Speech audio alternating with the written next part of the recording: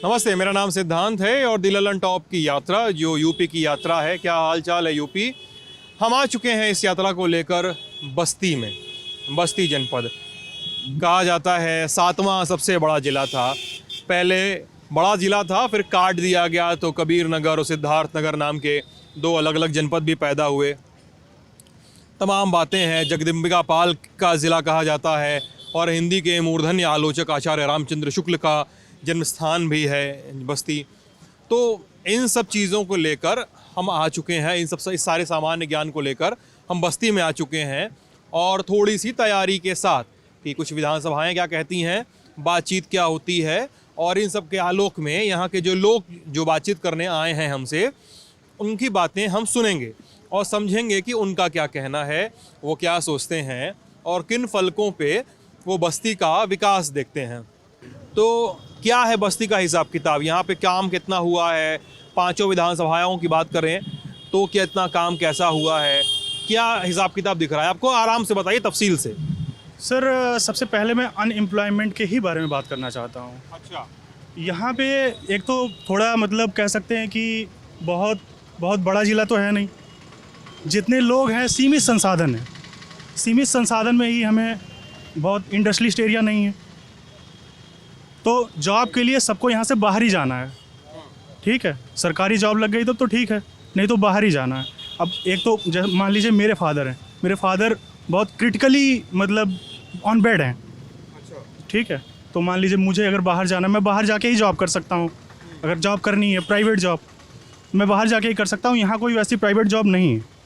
ठीक है, जैसे एक लिटरेट वो है तो उसके लिए नहीं है, एक स्कूल ही है, स्कूल में आप पढ़ा सकते हैं, लेकिन कितने लोग पढ़ा सकते हैं एक स्कूल में? अगर सब बेरोजगार हैं तो कितने लोग पढ़ाएंगे? एम्प्लॉयमेंट जनरेट करने के लिए तो लंबी जुगत लगेगी ना गुरु। मतलब यहाँ सर जुगत लगेगी तो क्या इतना समय कम है क्या?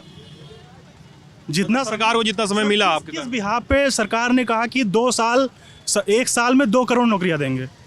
सरकार को भी तो पता होगा कि हम दे सकते हैं, हमारी कैपेबिलिटी है, या तो वो झूठ बोल रहे हैं, उन्होंने नहीं दी।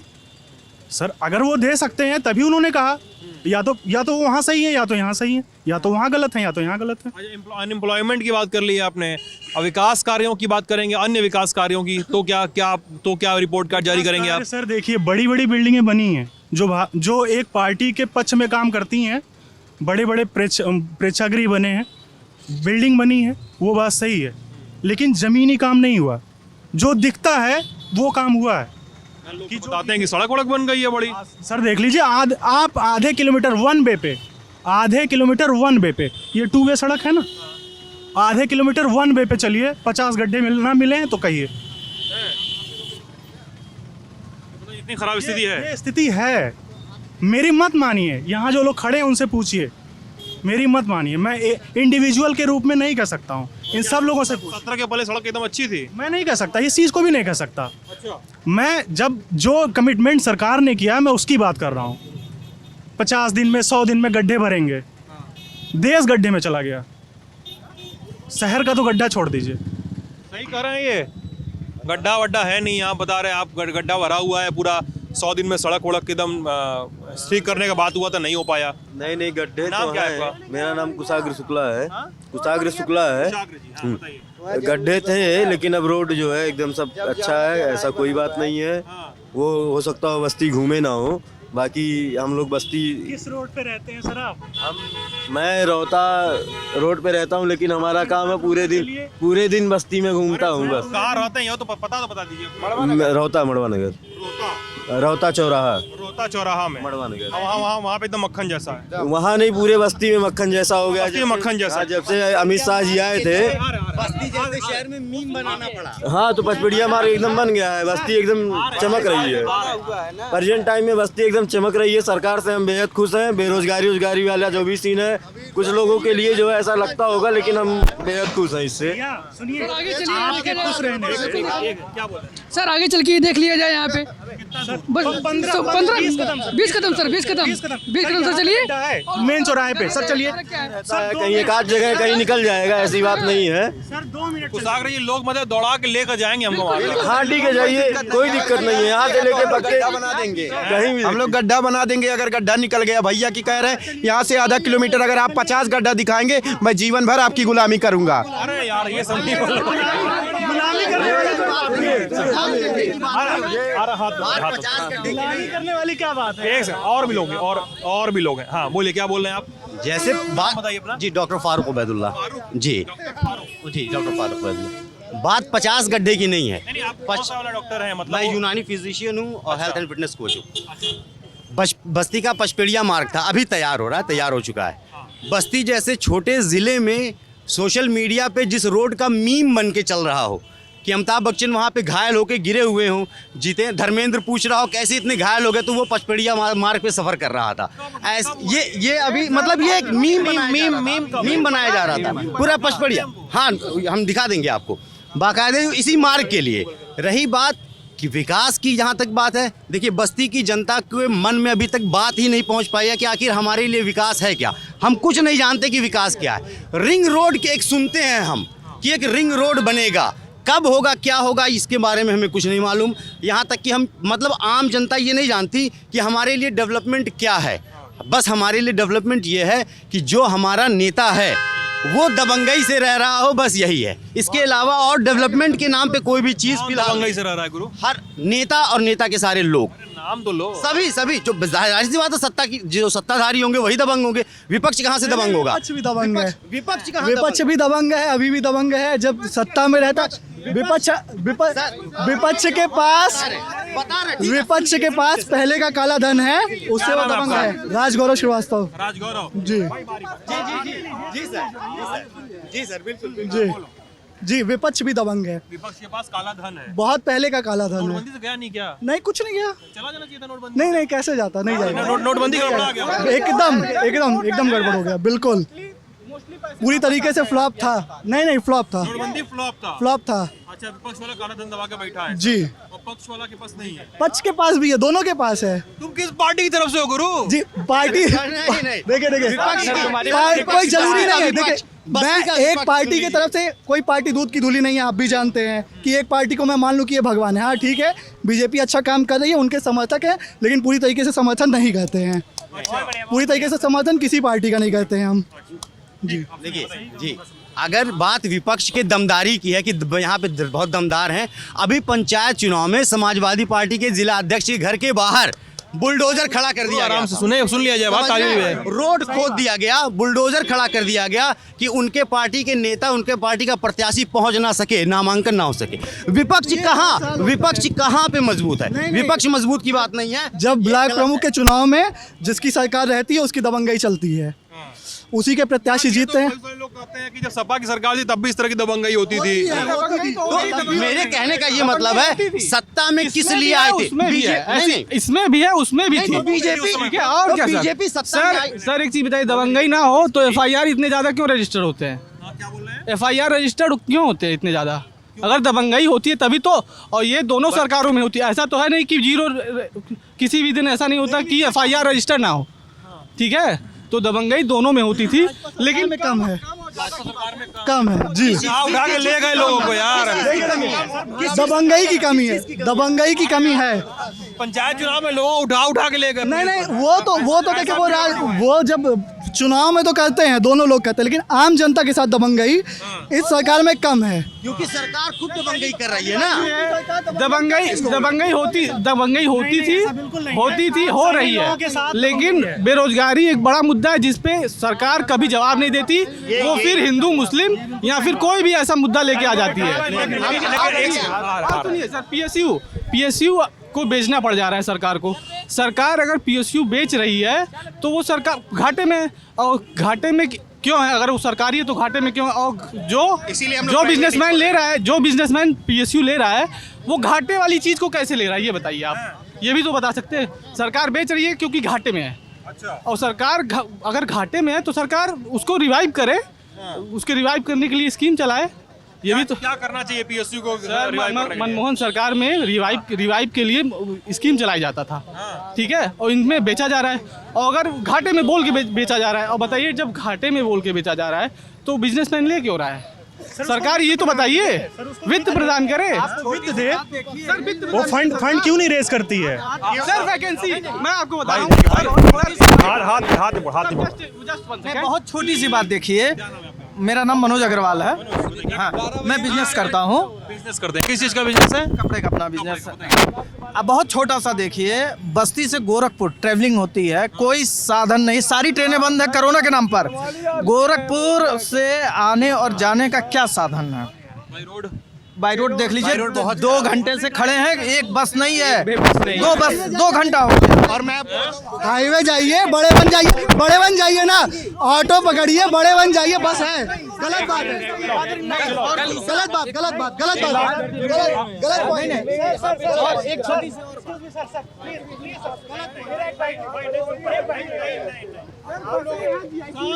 आप लोग अगर चिल्लाओगे तो मैं चला जाऊँ। मैं अपने 3 लाख को 2 घंटे लेके वहाँ खड़ा था। आता हूँ, वहाँ पे आ बसें रहा हूँ नहीं भाई, मिली। आ रहा हूँ। शांत रहो, थोड़ा सा धैर्य रखो, बहुत लंबी बातचीत चलेगी, थोड़ा धैर्य रखो।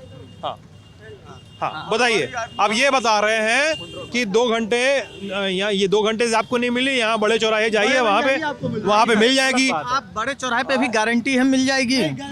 नहीं, बस स्टेशन तब ये बंद कर दीजिए ना, तब बस स्टेशन ये बंद कर दीजिए ना।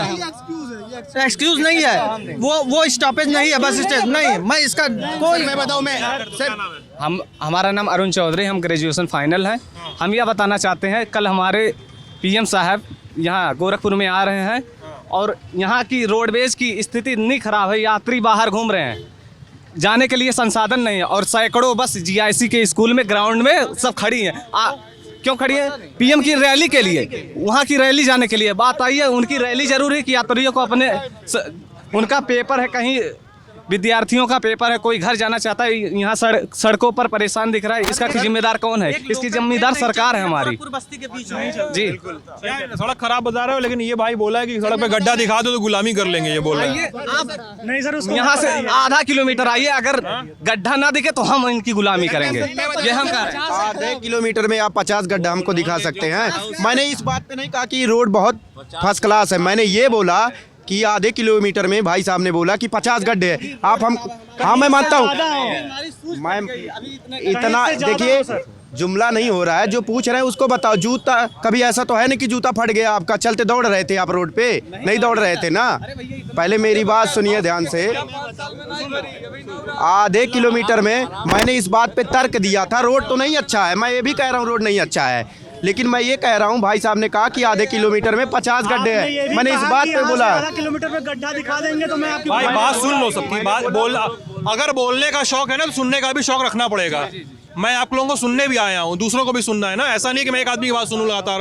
हाँ, मैंने ये नहीं बोला कि रोड बहुत फर्स्ट क्लास, मैंने ये बोला, भाई साहब ने बोला, मैंने उस पर तर्क दिया था कि हाँ आधा किलोमीटर में 50 गड्ढे नहीं है। मैंने भी भाई वो बात हो गई, वो बात 3 बार बताइए तुम।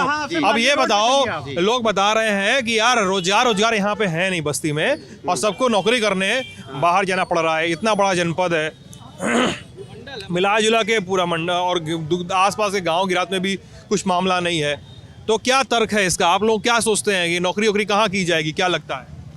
अब हम इसके बारे में तो कुछ ऐसी कोई बात नहीं है, करने वाला चाहिए। नौकरी वोकरी सब कुछ है, हमारी बस्ती एकदम चमचमा रही है। कहाँ नौकरी है बताओ, कहाँ कहाँ नौकरी है? अब कहाँ मैं आपको बताऊं, हर एक क्षेत्र में नौकरी है। चलो बताओ, चलो राजस्व विभाग में यहाँ पे कितनी नौकरी है? राजस्व विभाग की मैं बात नहीं कर रहा हूँ, मैं सरकारी नौकरी की बात मैं नहीं कर रहा हूँ, मैं प्राइवेट की बात कर रहा हूँ। हाँ, सरकारी की बात नहीं कर रहा हूँ, मैं खुश हूँ और हमारे भाई बंधु जो हैं वो भी खुश हैं। सरकार नौकरी तो बताओ गुरु, है नौकरी कहाँ ये तो बताओ। क्या चीज है? केडीसी और एपीएन में सिर्फ छात्र संघ है, सिर्फ छात्र संघ का चुनाव होता है, वही एक रोजगार है, उसके अलावा कुछ नहीं है, उसके अलावा यहाँ कुछ नहीं होता। छात्र संघ में केवल है? नहीं, छात्र संघ है, वो लोगों की अपनी मानसिकता है। मैं जो करता हूँ मुझे पता है। गुरु तुम नेता हो रहे हो, नेता नहीं हो रहे हैं, मैं नेता नहीं हूँ, मैं आम जनता हूँ। मैं आम जनता हूँ ये जो चीज़ें जो बातें हुई हैं ये चीज़ें बस इसीलिए हो रही हैं, बेरोजगारी से नाखुश लोग ये सारी बातें कर रहे हैं। सरकार ने अच्छी और भी चीज़ें, बाकी सरकार से हम बहुत खुश हैं, बहुत अच्छा अच्छी फैसिलिटी मिल रही है हमको, सब कुछ फैसिलिटी बताओ चलो। सब कुछ मुझे अच्छा मिल रहा है। फैसिलिटी मिल क्या रही है, गिनती कर दो। सारी चीज़ें हमको चलो मिल रही 5 हैं। फैसिलिटी गिनाओ, 5 फैसिलिटी बताओ। किस चीज़ की? अरे सरकारी फैसिलिटी यार। सरकारी सरकार भाई सुन लो, 5 फैसिलिटी बताओ। मुंडेरवा से यार बस क्यों नहीं आती है? गुरु तुम 5 फैसिलिटी बताओ हमको सरकार।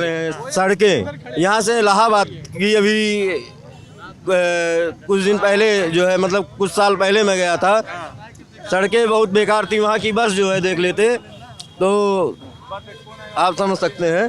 और हो गया, चलो एक हो गया, दूसरा और रोड सेवा हो गया, रेलवे सेवा। सड़क और रोड एक क्या होता है? मतलब सड़क और रेलवे सेवा दोनों जो है। रेलवे में क्या, कौन रेलवे में भी जो है कोई साधन है ही नहीं यहाँ से। क्या किससे? एक लोकल ट्रेन आती है, पैसेंजर चलती भाई सुन लो भैया, सुन लो यार, सुन लो जरा सा। चलो एक रोड बोल दिए, एक रेल बोल दिए, हाँ। 3 तो बचा अभी। किस क्षेत्र में आप जानना चाहते हैं? तुम बोले 5 उपलब्धि बताओ। उपलब्धि बस हम इतना बताना चाहते हैं, उपलब्धि हम गिन के नहीं बताएंगे। काहे यार, अरे यार, अरे मेडिकल सेंटर वगैरह सब कुछ बन रहा है, और क्या चाहिए हमको? रामपुर में ये हाँ बगल में ही है। अच्छा, बन रहा है। और क्या? चलो 3 हो गया, और 4 हैं? और क्या बन रहा है? और हॉस्पिटल वगैरह में किस, अरे यार हैं? मेडिकल, भाई सुन किस लो, चीज की? मेडिकल और अस्पताल। अरे सुनो, मेडिकल और अस्पताल तो मान लो एक्के में गिन दी हम, 3 तो हो गया। और फैसिलिटी मिल रहा है, तुम बोले फैसिलिटी मिल हाँ रहा है। बिल्कुल मिल रहा है। हाँ तो बताओ अभी ना। हमारे भाई साहब को नौकरी मिली है सरकारी। है कहाँ पे? हैं? कहाँ पे? हम लोग हट गए। भैया मैं जनरल हूँ। अरे रुक जाओ यार, आप अपनी बात करिए। भाई कहाँ मिली नौकरी? क्या जी? कहाँ मिली नौकरी? कहाँ मिली नौकरी? अभी जल्द में ही हमारे चाचा जी लेखपाल हुए हैं। लेखपाल हुए हैं। लेखपाल की 2015 से वैकेंसी नहीं आई है। हाँ तो 2005 की वैकेंसी नहीं आई है अभी सर, वैकेंसी नहीं आई है सर। वैकेंसी मैंने लेखपाल का 2016 में इंटरव्यू दिया था। हाँ तो इंटरव्यू जब दिए थे तो आप छट गए। हमारे चाचा हो गए उसी में। 16 में हुए ना? हैं? 16 में हुए ना? वो अखिलेश की वैकेंसी थी। अभी हमारे आने वाली है लेखपाल। अभी हमारे चाचा जी हैं, एक चाचा जी हैं हमारे, वो भी अभी जो है हाल ही में पीडब्ल्यूडी में उनका सिलेक्शन हुआ है। कौन पोस्ट पे? हैं? पोस्ट हमको इतना जानकारी नहीं है, लेकिन पीडब्ल्यूडी में हुआ है। अरे यार, ऐसी कोई बात है। यहाँ यूपी गवर्नमेंट से हुआ है। हाँ, यूपी गवर्नमेंट से हुआ है। से पीडब्ल्यूडी में भर्ती हुए हैं। हाँ हुआ है, हुआ है भाई, अच्छा, अरे ठीक है भाई, हुआ है। 16 में भर्ती हुई है भाई के यहाँ। 5वां उपलब्धि बताओ चलो। हैं? 5वां उपलब्धि। आवास, कार्यकाल का लेटरिन, नहीं है। क्या कार्यकाल का नहीं पता 2016 में किसकी है। ये सरकार जो है दरअसल ये इतना ये संतुष्ट इसलिए नहीं क्योंकि इनकी उम्र बीत रही है, नौकरी लगी नहीं है, तो इसलिए ये खुश नहीं है। आप काबिलियत बढ़ाइए भाई साहब अपनी, ऐसा नहीं है लोग आप अपनी काबिलियत बढ़ाइए। भाई साहब बता रहे हैं कि 5 उपलब्धि गिना के चले गए वो, कि सड़क, रेल, आप और उनकी बात सुनिए। उनकी बात कोई सुन ले तो कोई कहेगा कि यार इतना साधन है। भैया क्या बोल रहे थे, मनोज जी क्या बोल रहे थे इतना देर से? हम ये बोल रहे थे कि एक साधन नहीं है। आदमी मैं डेली गोरखपुर से बस्ती अप डाउन करता हूँ, बस से भी करना हो, ट्रेन से भी करना हो, कोई साधन नहीं है, चाहे जैसे भी हो। बच्चों को पढ़ाने के लिए बाहर गोरखपुर रखे हैं, उसके नाते अप डाउन करना पड़ता, कोई साधन नहीं है, पहला। दूसरा, हम लोग को कोई सुविधा नहीं है किसी भी प्रकार से। अच्छा, हाँ, क्या किसको?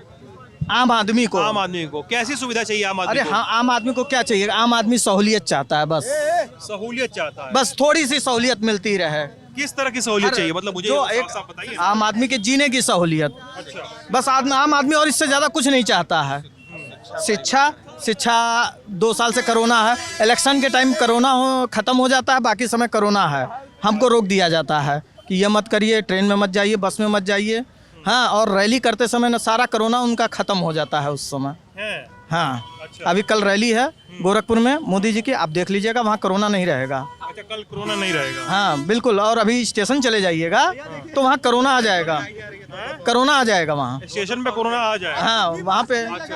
हाँ, हम खुद भी मास्क नहीं लगाए, लेकिन वहाँ जाइए। हाँ, मैं कह तो रहा हूँ, मैं कह रहा हूँ। हाँ, तो देखिए, जो चीज़ है, आम आदमी सहूलियत क्या चाहता है? हम गोरखपुर से आ रहे हैं या जा रहे हैं, हम 50% आदमी, एक अयोध्या पैसेंजर भी चलती थी तो हम लोग आराम से आ जाते थे किसी भी तरह। बस है 2 घंटा 2.5 घंटा हो गया खड़े, कोई साधन नहीं है, जाना है। प्लस ठीक है, बात हो गई सर आपकी। हाँ, क्या नाम है आपका? दिनेश त्यागी हैं, दिनेश जी, क्या करते हैं? दिल्ली से आए हुए हैं सर। दिल्ली से आए हैं यहाँ दिल्ली पे? से गोरखपुर में उनका प्रवचन है, जो भी है। आगे आइए। ये हाँ। चाहते हैं कि दिनेश जी, आपका जी, नाम? हाँ, बोलिए। दिनेश मोदी जी त्यागी। की रैली में आए हैं? जी जी सर। दिल्ली से क्यों आए रैली में? दिल्ली में ही तो मोदी जी रहते हैं। वो तो अच्छे आदमी इसलिए आए, हमने उनको गोरखपुर में इतना बढ़िया बढ़िया काम हो रहा है सर। करते क्या है आप? बस बिजनेस करने सर, हमारा ये जगह है। आप दिल्ली से आए, यहाँ किसी जगह हो गया आपका? ये हमारी जन्मभूमि है सर। आप बोले आप दिल्ली से आए हैं? तो सर हम तो दिल्ली से आए हैं, जन्मभूमि है हमारा, हम तो टहलने आते हैं। बिल्कुल रैली थी मोदी जी की, हमने चले आए सर। आप यहीं के रहने वाले हैं? जी, अच्छा, सिपाही हैं हम। अच्छा, मोदी जी के सिपाही हैं सर। सिपाही और हैं। योगी जी और मोदी जी जितने भी काम किए सारे अच्छे के हैं, सॉलिड अरे वही तो बात हो रही है। एक अच्छा काम बताइए, वही तो बात हो रही है। 100 काम है। एक अच्छा काम बताइए। ये अच्छे दिन आए हैं किसके? गरीबों के, जिसके झुग्गी थे उसको मकान मिला, अच्छा। राशन मिला, समझ रहे हैं ना सर। बढ़िया बढ़िया यहाँ रेल प्रोजेक्ट होने जा रहा हाँ। गोरखपुर में। गोरखपुर में योगी जी से चालू हो रहा, अयोध्या जी देख लीजिए अब, जन्नत बनने जा रहा। सबका साथ, सबका विकास और सबका विश्वास। ये तो आप नारा दोहरा रहे हैं। सर हमारी बात सुनिए, मोदी जी जैसा प्रधानमंत्री कभी आ ही नहीं सकता। अरे भैया, हम पूछ रहे हैं न मिल सकता सर। अरे हमको क्या दिक्कत है, मोदी जी प्रधानमंत्री रहे चाहे कोई प्रधानमंत्री रहे। टुकड़े टुकड़े मेरा- गैंग है ना सर, हैं? टुकड़े टुकड़े छोटे छोटे टुकड़े टुकड़े गैंग हैं, टुकड़े मिल के जो उनके टुकड़े गैंग। भाई साहब शांत रहिए। आप भाई साहब, सवाल पूछने का काम मेरा है, आप एग्रेसिव मत होइए। टुकड़े गैंग क्या होता है? टुकड़े टुकड़े गैंग जो उनके पीछे पड़े हुए हैं। क्या करते हैं वो लोग? कौन होते हैं गैंग वो लोग? सर टुकड़े टुकड़े गैंग होते अरे हैं। होता क्या है नाम हमारा? नहीं, ये तो हम नहीं बता सकते। करते क्या है वो लोग? ये तो हम नहीं बता सकते। टुकड़े टुकड़े गैंग उनके पीछे पड़े हुए अरे हैं। टीवी पे सुन के आए क्या? नहीं सर, हम टीवी पे क्यों सुनने हैं? तो कौन है टुकड़े गैंग? हैं, वो तो आएंगे ही। भाई यार, तुम चिल्ला रहे हो पीछे जेएनयू, तुम चिल्ला रहे हो कि व्हाट्सएप डिलीट कर दीजिए, या तो मैं बहस बंद कर दूं, एक आदमी को बोल लेने दो। तुम लोग मतलब क्या उनके मुंह में जबान नहीं है क्या कि आप लोग उनके मुंह में अपनी बात, आप दोनों लोग अपनी बात डाल रहे हैं? हाँ बोलिए। जी सर, टुकड़े गैंग का मतलब क्या, मैं ही जानना चाह सर रहा हूँ। टुकड़े टुकड़े गैंग मतलब उनको इस पार्टी को ही खत्म करना चाहते हैं। इस पार्टी को, भाजपा को खत्म करना चाहते जा जी जी सर। हैं। अच्छा, अच्छे अच्छे लोग लगे हुए हैं कि प्रधानमंत्री को हटाया जाए। कौन लोग हैं उसमें? अब सर ये तो वक्त आने पे प्रधानमंत्री जी खुद ही भाषण देते हैं इतना बढ़िया बढ़िया, 12 बजे आप रात को। सुनने नहीं कभी कायदे से, नाम लेते होंगे वो। सर हम एक बात बताइए, नोटबंदी हुआ अच्छे के लिए हुआ, गरीबों का इसमें कुछ गलत नहीं हुआ। गरीबों का कुछ गलत नहीं हुआ। नहीं हुआ सर। लाइन में तो राहुल गांधी लगे थे, अच्छे अच्छे लगे थे, मोदी जी की माँ लगी थी। सबका साथ, सबका विकास, सब एक लाइन में एक डंडे से हाके गए। लेकिन परेशान वही हुआ जिसके पास पैसा काफी थी। वही तो नहीं हुआ परेशान। सब गरीब आदमी के पास पैसे ही नहीं थे सर। 5 खाता यहाँ खोल के डेवलप किया जा रहा है, उनके बैंक अकाउंट से भी डेवलप किया जाता था। अच्छा, लेकिन आप यहीं के रहने वाले हैं, आपको इतना जगह मिल गया अभी बातचीत में। लोग बता रहे हैं ना कि यहाँ से गोरखपुर जाने में हालत खराब हो जाती है सबकी। अरे ये अब एक बात बताइए सर, ये तो रोडवेज का दिक्कत है ना, परेशानी आरएमओ का परेशानी है। तो रोडवेज किसके अंडर में आता है? रोडवेज तो आता है सर योगी जी के अंडर में। जी। हाँ, सही काहे नहीं हुआ? बिल्कुल सही काहे नहीं सही हो रहा ना, धीरे धीरे हो रहा सर।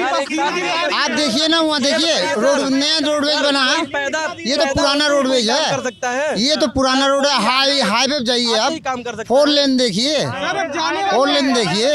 यहाँ से आप मंदिर देखिए। सर देखिए, कोई भी सरकार आएगी उसको समय लगेगा काम करने में। अभी इनकी सरकार को खाली यूपी में 4 साल हुआ है, 5 साल होने जा रहे हैं, लेकिन 4 हुआ है, अभी 5वां होने जा रहा है। ये आप समझिए, कोई सरकार आते ही सारा कुछ बदल नहीं सकती। और जो आप लोग 5 काम की बात कर रहे हैं, जितनी गुंडागर्दी थी सर, सारी गुंडागर्दी खत्म हुई। अच्छे अच्छे माफिया जिनकी तूती बोलती थी सर, जिनकी तूती बोलती थी अच्छे अच्छे माफियाओं की। कौन था गुंडा सबसे बड़ा? सर बस्ती के गुंडे कहीं, लेकिन मैं नाम नहीं ले सकता क्योंकि मैं यार, अब गुंडे का नाम नहीं लोगे? कई लोग हैं सर, कई लोग हैं सर, नाम नहीं ले सकते सर। कौन है गुंडा बस्ती में? सभी गुंडे नहीं भी, जितने भी यहाँ पे मंत्री विधायक रह चुके हैं सब गुंडे हैं सर। वही है क्या, खान मुबारक? खान मुबारक है क्या? एक सेकंड सर, कानून सर बहुत मजबूत है इस समय। इस समय प्रेजेंट में भी इतना मजबूत है कानून यहाँ का कि गुंडे का नाम लेने के लिए डर रहे हैं। अब आप गुंडे का सुनिए भैया, गुंडे का नाम लेने में डर नहीं है, लेकिन वो सर्टिफाइड नहीं है ना। उनको कानून सुनिए पहले भैया, आप सुनिए, जब उनको यार एक तो तुम बोले कि गुंडागर्दी बंद हो गई, हम पूछे कि गुंडे का नाम बताओ। किसी सुनो मेरी बात सुन लो। तुम बोले गुंडागर्दी बंद हो गई है, हम बोले किस गुंडे का काम बंद हो गया, गुंडागर्दी बंद हो गई, नाम बताओ। तो तुम नाम नहीं बता रहे हो। मैं नाम क्यों लूं? मैं नाम लेने वाला होता कौन हूँ? मुझे पता है ना। देखिए सर मुझे पता है ना कौन है, मुझे पता है कि कौन गुंडा है, लेकिन वो कानून से नहीं पता, हमको तो बताओ।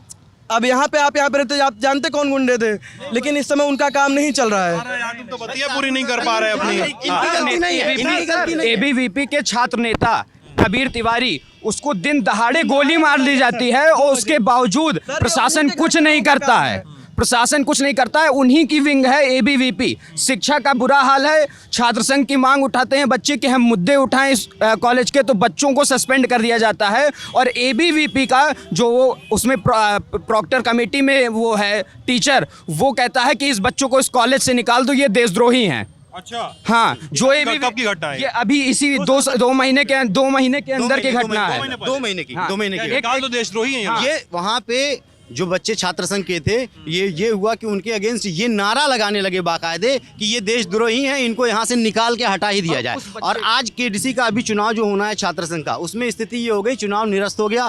खाली ये क्या, एबीवीपी और अपने कैंडिडेट के चक्कर में। एक अध्यक्ष प्रत्याशी जो था वो अपना पर्चा दाखिल नहीं कर पाया, तो सारे के सारे बच्चों का चुनाव निरस्त कर दिए। और वो बच्चा जिसको सस्पेंड किया गया था, उसने बच्चों की मांग उठाई थी कि कॉलेज में कम से कम लाइब्रेरी ठीक करा दो, कम से कम कुछ पढ़ा दो, टीचर नहीं है बाहर से हायर कर दो, हमें कुछ तो शिक्षा दे दो। ये शिक्षा की बात उठाने के लिए, जेंडर जस्टिस की बात उठाने के लिए उस बच्चे को सस्पेंड करने की बात आ गई थी। वो तो प्रशासन से दबाव। आपका तर्क ये है कि एबीवीपी के नेता को जगह देने के लिए चुनाव कैंसिल कर दिया गया? जी सर उन्होंने, अच्छा ठीक है, ये तो आपका तर्क है।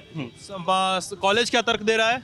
यहाँ तक कि सर जो अलग अलग प्रत्याशी थे एबीवीपी के, कॉलेज का कैंसिल करने के लिए क्या तर्क दे रहा है? कॉलेज तर्क ये दे रहा है कि हम प्रशासन जो है, पुलिस प्रशासन इस व्यवस्था को संभाल नहीं सकता है, चुनाव की व्यवस्था को, क्योंकि अराजकता फैल रही है। जबकि न किसी प्रत्याशी में आपसी लड़ाई हुई है, न प्रशासन से कोई लड़ाई हुई है, ना ही विद्यालय प्रशासन से। फिर भी जब कोई न लड़ाई हुई है, न कोई झगड़ा है, न कोई अराजकता है, उसके बावजूद अराजकता का तर्क देके इसलिए रद्द कर दिया जाता है क्योंकि जो अध्यक्ष प्रत्याशी था एबीवीपी का, वो पर्चा नहीं दाखिल कर पाया। कानून व्यवस्था तो अच्छी है यार, अराजकता क्यों होती है तब? सर ये बताइए, 3 लोगों का पर्चा खारिज हुआ है, एक एबीवीपी का हो सकता है, 2 किसके हैं? आप ये बताइए पहले भैया। और वो तीनों लोग भैया बैठ के धरना दे रहे थे। अगर बाई चांस कुछ हो जाता, आपसी में ही कोई विवाद हो जाता, उसको कौन समझाता?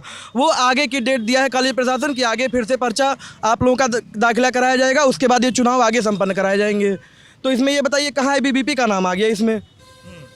एबीवीपी के उपाध्यक्ष प्रत्याशी, एबीवीपी के महामंत्री प्रत्याशी और अन्य पदों पे जो प्रत्याशी हैं, वो खुद धरने में सभी के साथ शामिल होकर ये कह रहे हैं कि हमारा ही संगठन एक प्रत्याशी की वजह से पूरे के पूरे चुनाव को प्रशासन पे दबाव बना के निरस्त करा दिया। 3 लोगों एक बात सही है, ये बात सही है। खारिज हुआ है 3 लोगों का।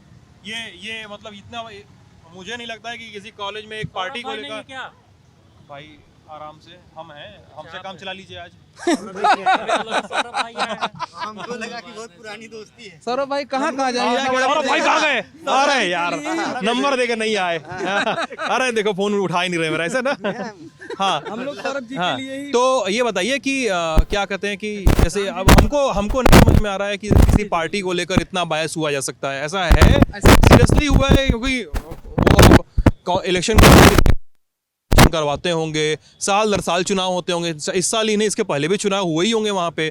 इस साल ही क्यों कैंसिल करना इस बहाने को लेकर?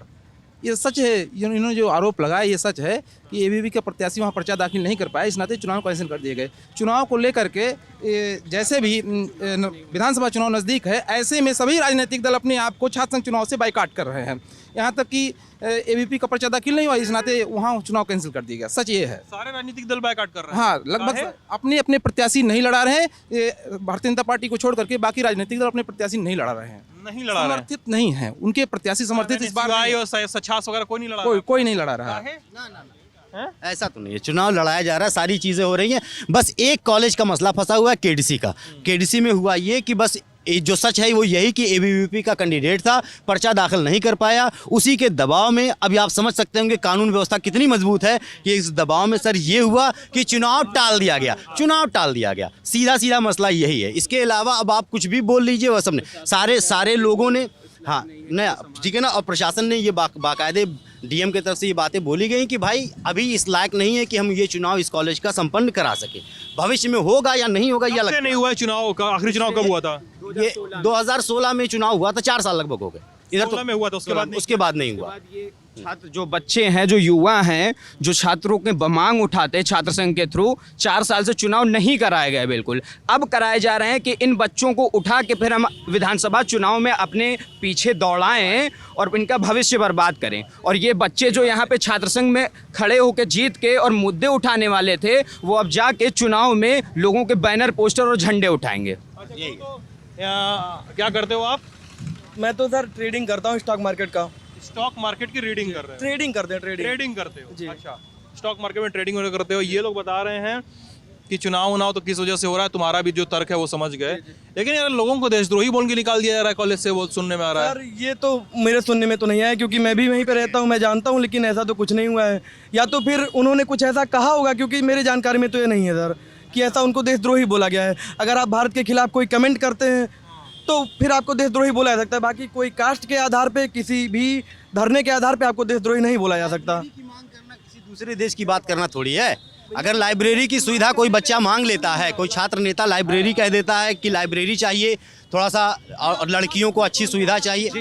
मेरे भाई हम लोगों के पास वीडियो रिकॉर्डिंग है, कोतवाल की वीडियो रिकॉर्डिंग है, जो हम लोगों ने पूरा ट्वीट करके सारे लोगों को टैग किया। थोड़ा सा सोशल मीडिया पे दिखाई पड़े, मुझे भी दिखाई इनको इनकी तो जानकारी नहीं है, इसलिए वो वीडियो सब दिखा देंगे हम। नहीं सारी हम लोगों को ऐसा हो कि सर नहीं देखिए इनकी गलती भी नहीं है। इस पे मत बोलिए, क्योंकि ये खुद भी बोल रहे हैं, साहब खुद भी बोल रहे हैं कि वो इनकी जानकारी के बाहर की चीज है, तो इसको लेकर इतना हॉस्टाइल होने की ये हम ही लोगों ने किया, इसको नहीं है। हाँ, ये तो हम ही लोगों ने किया। रही बात जहाँ तक चुनाव रद्द होने की बात है, 3 लोगों के पर्चे खारिज हुए, वो बाकी तीनों जो प्रत्याशी थे वही मतलब जीतने के कैंडिडेट थे, वही तीनों, मतलब सबसे मजबूत प्रत्याशी वही तीनों थे, और उन्हीं तीनों का पर्चा खारिज हो गया, तो चुनाव कैसे हो सकता है आप खुद बताइए। अच्छा जी किया गया, यानी खारिज तीनों सबसे मजबूत थे। हाँ, तीनों वही, उनके अलावा कोई जीत नहीं सकता था। उनका खारिज हो गया तो चुनाव टल गया। अरे महाराज, एबीवीपी का कैसे खारिज हुआ? अगर आप लोग भाजपा को इसमें मान रहे हैं तो एबीवीपी का कैसे खारिज हुआ? भाजपा देखिए को सस्पेंड किया गया था।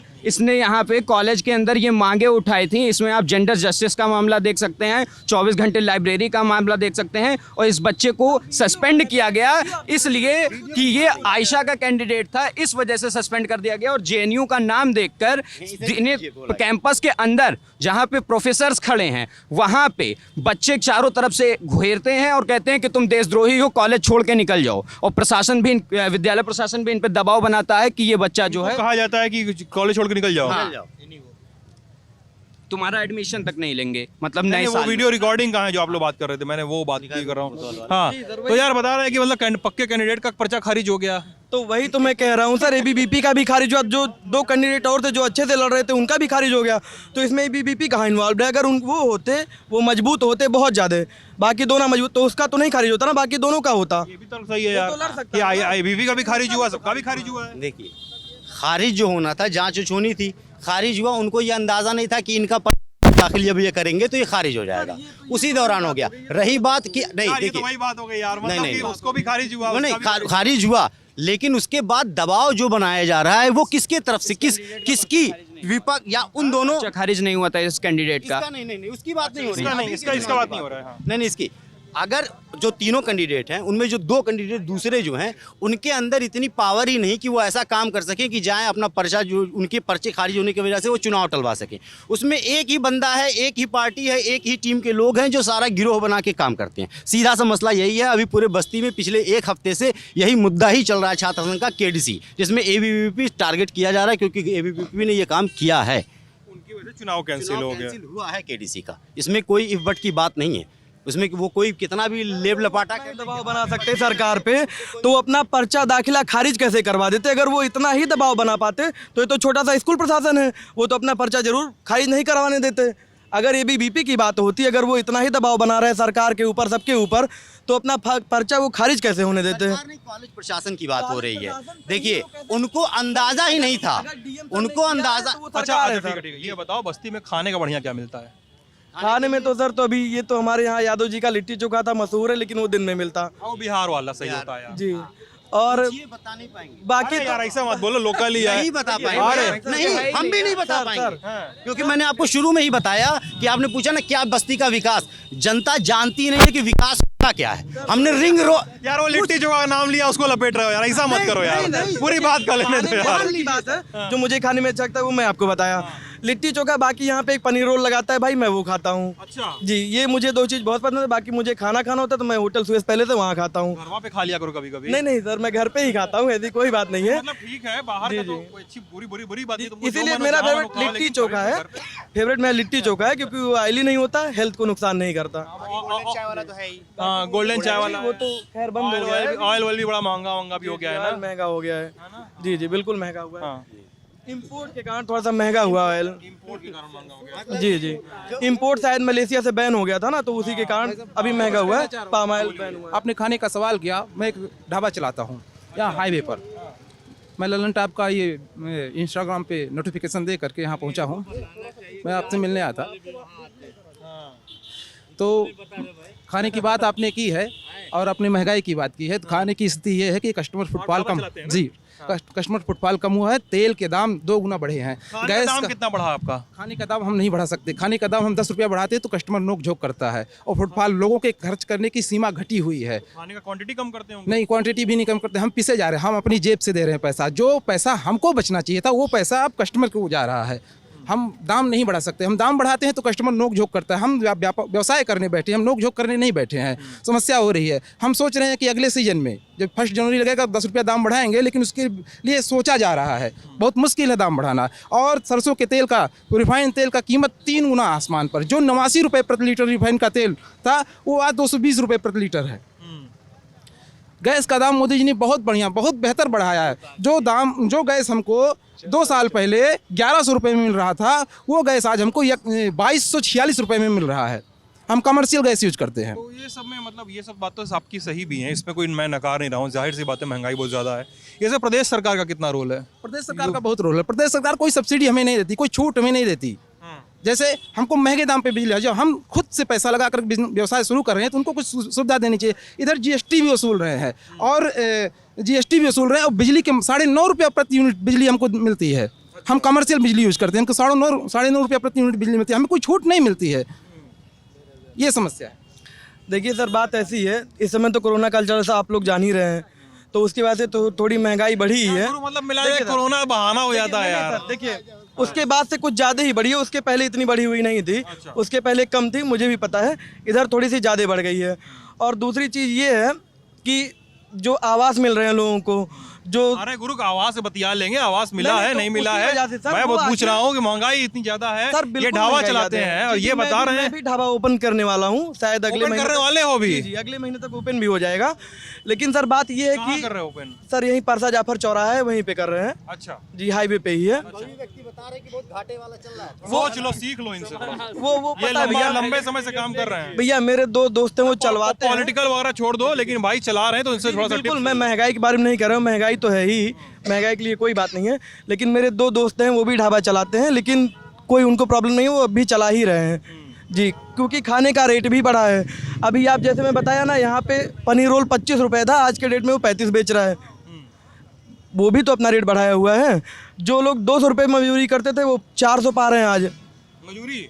जी बिल्कुल। जो लोग सड़क पे खड़े होते थे मजदूर, उनका रेट करीब 1-2 साल पहले 200-250 ऐसे चलता था। इस समय 400 के नीचे कोई नहीं आ रहा है। तो सर जब पैसा अर्न हो रहा है तो वो खर्चा भी तो उसी तरीके से होगा। 250 रुपये मजदूरी पता है कब थी? जी सर, अभी 1 साल पहले नहीं थी सर, अभी 1 से 1.5 साल पहले थी 250 से 300 रुपये। अच्छा जी, अभी वो 400 नहीं सर, मजदूरी देखिए वो पहले, बहुत पहले का आप बता रहे हैं, ठीक है ना। ये 8-10 की बात है। और अगर 400 रुपये हो भी गया है तो हमको तो ही वो 400 रुपये देना पड़ रहा है यार मजदूर को। महंगाई तो बढ़ी ही है। काम कर रहे हैं तो आप उतनी सैलरी भी तो उठा रहे हैं, आपकी सैलरी भी तो बढ़ी होगी। ऐसा तो नहीं आप 8,000 पा रहे हैं तो आप 8 ही पा रहे हैं। अरे ऐसी कोई बात नहीं है भाई। अब आप लोग नहीं बढ़ी है। आईटी सेक्टर में हूँ, जब से लॉकडाउन लगा है काम ज़्यादा आता है आईटी सेक्टर में, लेकिन फिर भी पैसे नहीं बढ़ते हैं। रिजल्ट कैसा गया? बहुत खराब गया। अभी 10 दिन पहले ही हुआ है, बहुत खराब गया है। 10% तुम्हारी कंपनी वाले तुमको कोई दिक्कत नहीं है सर। अभी देख लेंगे। अभी कोई दिक्कत नहीं। अभी वैसे भी बहस हो गया था अप्रैल में। सर मैं मुंड्रा से आता हूँ, यहाँ से 18 किलोमीटर की दूरी पे है। वहाँ से हम लोग बस से आते थे, रोडवेज की बस से। जब मैं मेरी स्कूलिंग यहीं से हुई है, रामबाग से। अभी बस जो जाती है यहाँ से, रोड इतना ज़्यादा ख़राब है, वो अंदर से नहीं जाती है, हाईवे से होके जाती है। और वहाँ के बच्चे अब यहाँ पे स्कूल पढ़ने आते आते उनको इतना लेट हो जाता है कि बहुत प्रॉब्लम क्रिएट हो रहा है। बच्चों का एग्ज़ाम देने जाना होता है, उनको 6-6 घंटे पहले निकलना पड़ता है, क्योंकि वहाँ पे बस का अभी सुविधा ही नहीं है। और अभी 3 साल पहले हम आते थे तो आराम से बस आधे घंटे में मिल जाती थी, क्योंकि हम लोग सरकारी बस से ही आते थे MST बनवा के।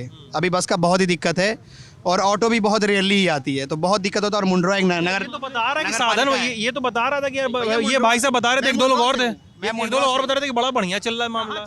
मैं मुंड्रा से हूँ भैया। मैं यहाँ पे एक दिन, अरे यार तो बस में से आपको बस तो 2 निकली अभी मेरे सामने से। सब अंदर चली जा रही है, सब अंदर जा रही है, मोदी जी के रैली में जा रही है। सर आप यकीन नहीं मानेंगे, वहाँ से बहुत ज़्यादा बच्चे पढ़ने आते हैं, बहुत ही ज़्यादा बच्चे पढ़ने आते हैं मुंड्रा। और वो एक नगर पालिका है, और नगर पालिका तो मुंड्रा। ये सब इतना सारा मुद्दा है आप लोग के पास मिला जुला के। एक सेकंड, इतना सारा मुद्दा है आप लोग के पास, आप लोग हाँ हो गया टूटा हुआ है भाई, ये बात हो चुकी है, बहुत सी शुरुआत में हो चुकी थी। आप लोग इतना सारा मुद्दा उठा रहे हैं, आप लोग अपने लोकल विधायक या सांसद से या पार्षद से ये बातचीत नहीं करते हैं आप लोग? आज यहाँ पे आए कौन? हमारे सदर विधायक और सांसद हैं कौन? आपको नहीं पता? भैया नाम पता है कौन ये नहीं पता है भैया। कभी उनको मिलने के लिए सोचना पड़ेगा, और कभी शहर में शकल नहीं देखा गया है।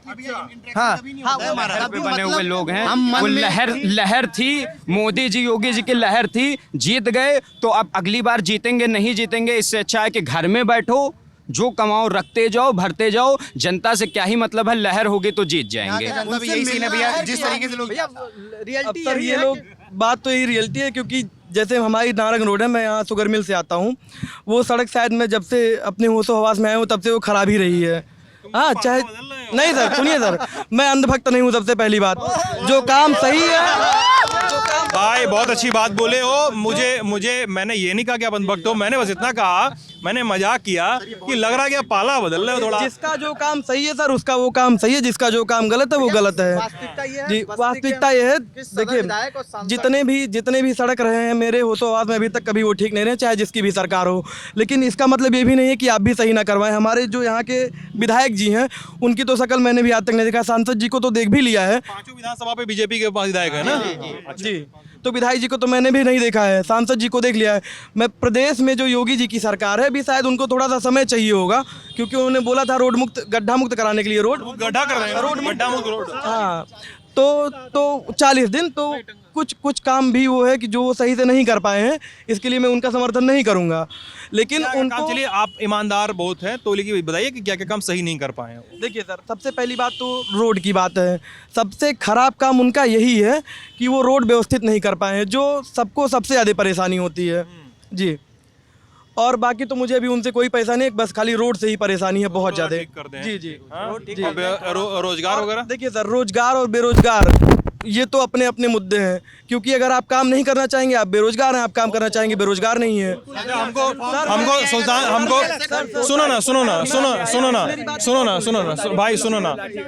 सुनो ना, मेरे को अभी सुल्तानपुर में एक भैया मिले, वो बताया कि वो दूध बेचते हैं, और वो बहुत गहरा मजाक कर रहे थे।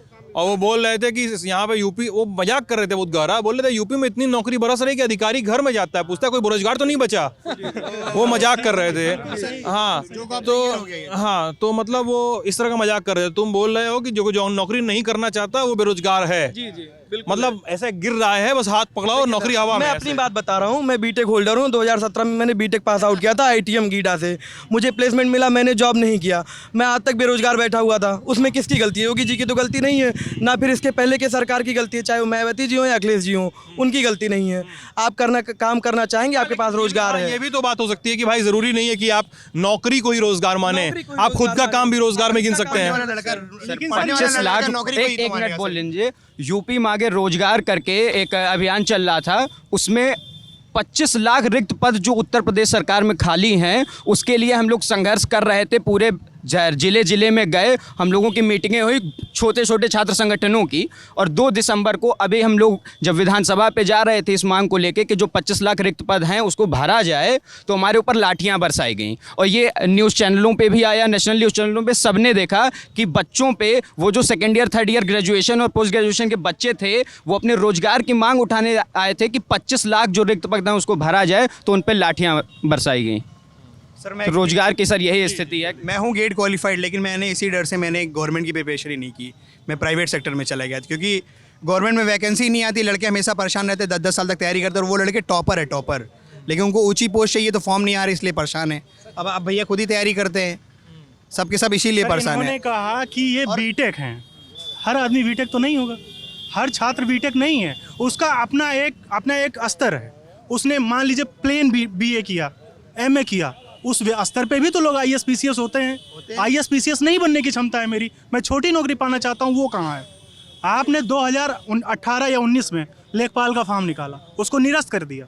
क्यों? सिर्फ जनरल की वैकेंसी थी, जनरल एक SC की वैकेंसी थी, जनरल और SC की वैकेंसी थी, उसमें प्रोटेस्ट हुआ OBC के द्वारा, तो उसने जो है वो वैकेंसी जो है इन्होंने वापस ले ली, फिर इन्होंने निकाला, फिर इनकी प्रक्रिया चल रही है। 4-5 बार तो सर अधियाचन जा चुका है, अधियाचन जा चुका, अभी भी वैकेंसी आई नहीं है, पेट को फंसा के रखा है।